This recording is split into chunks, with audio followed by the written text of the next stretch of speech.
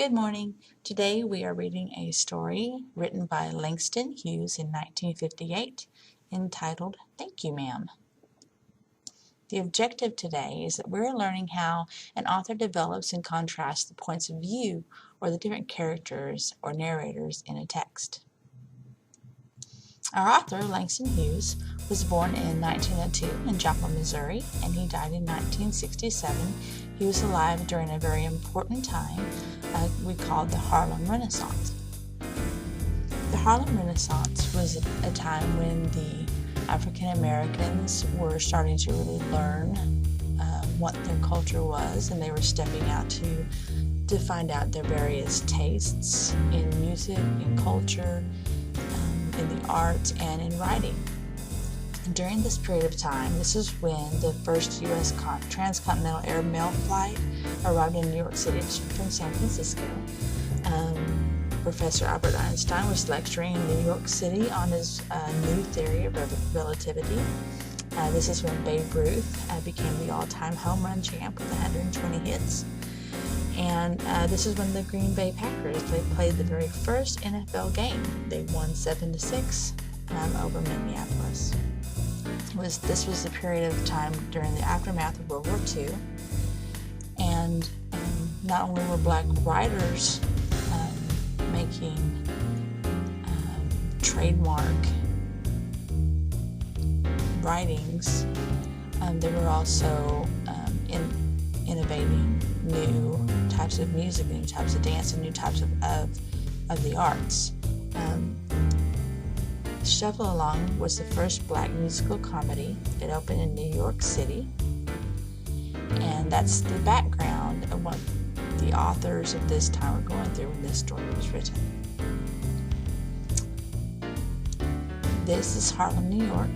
The setting for our story, it was in the 1950s. It's late at night, and Miss Luella Bates Washington Jones is walking home from work. She plans to make a quick meal and go to bed, but those plans get thwarted. And we began Thank You, Ma'am by Langston Hughes. She was a large woman with a large purse that had everything in it but hammer and nails. It had a long strap, and she carried it slung across her shoulder. It was about 11 o'clock at night, and she was walking alone when a boy ran up behind her and tried to snatch her purse. The strap broke with a single tug that the boy gave from behind. But the boy's weight and the weight of the purse combined caused him to lose his balance, so instead of taking off full blast as he had hoped, the boy fell back on the sidewalk and his legs flew up. The large woman simply turned around and kicked him right square in his blue jean sitter. Then she reached down and picked the boy up by his shirt front and shook him until his teeth rattled. After that, the woman said, "Pick up my pocketbook, boy, and give it here." She still held him, but she bent down enough to permit him to scoop and pick up her purse. Then she said, "Now ain't you ashamed of yourself?" Firmly gripped by his shirt front, the boy said, "Yes, ma'am." The woman said, "What did you want to do that for?" The boy said, "I didn't aim to." She said, "You a lie." By that time, 2 or 3 people passed, stopped, turned to look, and some stood watching. "If I turn you loose, will you run?" asked the woman. "Yes'm," said the boy.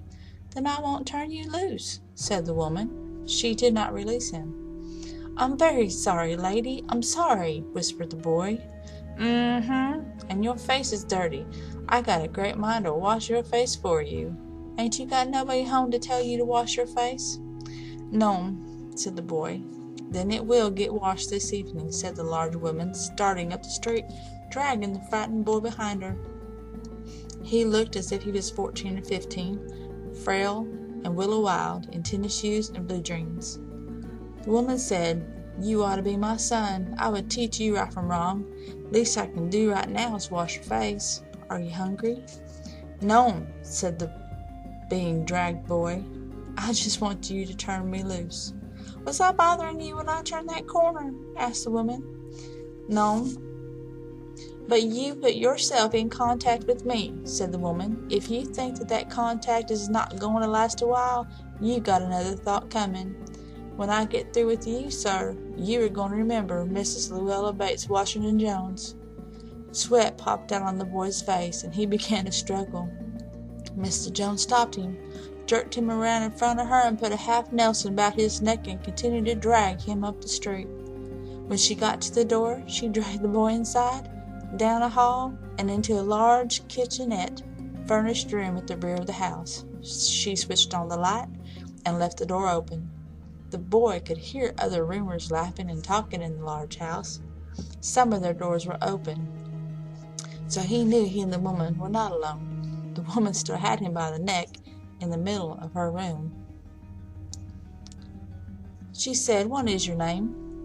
"Roger," answered the boy. "Then, Roger, you go to that sink and wash your face," said the woman, whereupon she turned him and let him loose at last. Roger looked at the door. He looked at the woman. He looked back at the door, and he went to the sink. "Let the water run until it gets warm," she said. "Here's a clean towel." "Are you going to take me to jail?" asked the boy, bending over the sink. "Not with that face. I want to take you nowhere," said the woman. "Here I am trying to get home to cook me a bite to eat, and you snatched my pocketbook. Maybe you ain't been to supper either, late as it be, have you?" "There's nobody home at my house," said the boy. "Then we'll eat," said the woman. "I believe you're hungry, or been hungry. You're trying to snatch my pocketbook." "I wanted a pair of blue suede shoes," said the boy. "But you didn't have to snatch my pocketbook to get some suede shoes," said Mrs. Luella Bates Washington Jones. "You could have asked me." "Ma'am?"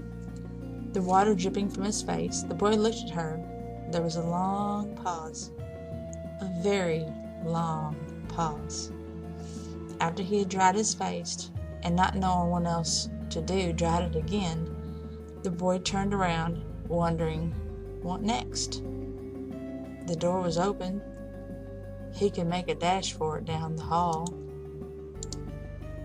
He could run. The woman was sitting on the daybed. After a while, she said, "I were young once, and I wanted things I could not get." There was another long pause. The boy's mouth opened, and then he frowned, but not knowing he frowned. The woman said, "You thought I was going to say, 'but,' didn't you? You thought I was going to say, 'but I didn't snatch people's pocketbooks.' Well, I wasn't going to say that." Pause. Silence. "I've done things too, which I would not tell you, son, neither tell God if you didn't already know. So you sit down while I fix us something to eat, and you might run that comb through your hair so you'll look presentable." In another corner of the room, behind the screen, was a gas plate and icebox. Mr. Jones got up and went behind the screen. She did not watch the boy to see if he was going to run now, nor did she watch her purse, which she left behind, sitting on her daybed. But the boy took care to sit on the far side of the room where he thought she could easily see him out of the corner of her eye if she wanted to. He did not trust the woman not to trust him, and he did not want to be mistrusted now. "Do you need someone to go to the store?" asked the boy. "Maybe to get some milk or something?" "Don't believe I do," said the woman, "unless you just want sweet milk yourself. I was going to make cocoa out of this canned milk I got here."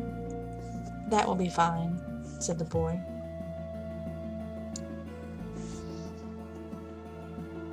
She heated up some lima beans and ham she had in the icebox, made the cocoa, and set the table. The woman did not ask the boy anything about where he lived, or his folks, or anything that would embarrass him. Instead, as they ate, she told him about her job at the hotel beauty shop that stayed open late, what the work was like, and how all kinds of women came in and out, blondes, redheads, even Spanish. Then she cut him a half of her 10-cent cake. "Eat some more, son," she said. When they were finished, she got up and she said, "Now, here, take this $10 and buy yourself some blue suede shoes. And next time, do not make the mistake of latching onto my pocketbook nor anybody else's. Because shoes come by devilish like that will burn your feet. I got to get my rest now, but I wish you would behave, son, from here on out. She led him down the hall to the front door and opened it. Good night. Behave yourself, boy, she said, looking out into the street. The boy wanted to say something else other than thank you, ma'am, to Miss Luella Bates Washington Jones, but he couldn't do so as he turned at the Baron's stoop and looked back at the large woman in the door. He barely managed to say thank you before she shut the door, and he never saw her again.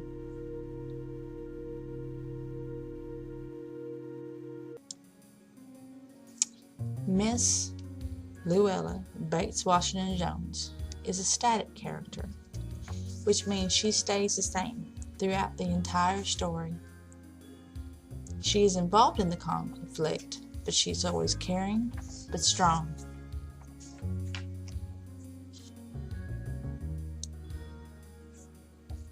Roger, the conflict revolves around him, both internal and external conflicts, but he's dynamic, he changes, he starts out as a thief and a liar, but he wants Mrs. Jones to trust him in the end.